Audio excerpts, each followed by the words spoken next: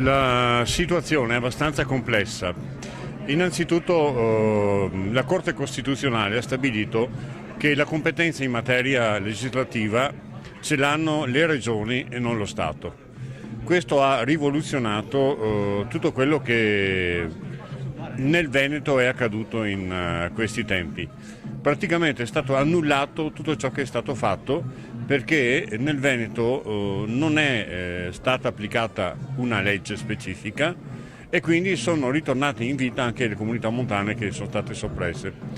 Il risultato dovrebbe essere che probabilmente dopo le elezioni regionali il Veneto dovrà rivedere l'intera materia e riflettere sul fatto.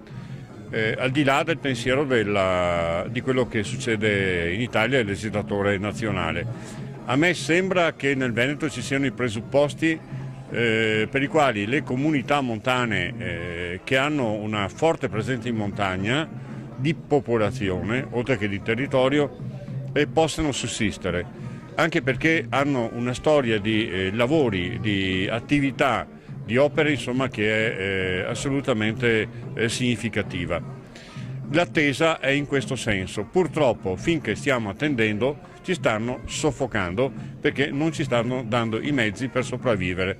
Quindi stiamo vivendo un periodo di transizione per evitare la morte e lo stiamo facendo evidentemente tirando la cinghia tutte le parti possibili e immaginabili.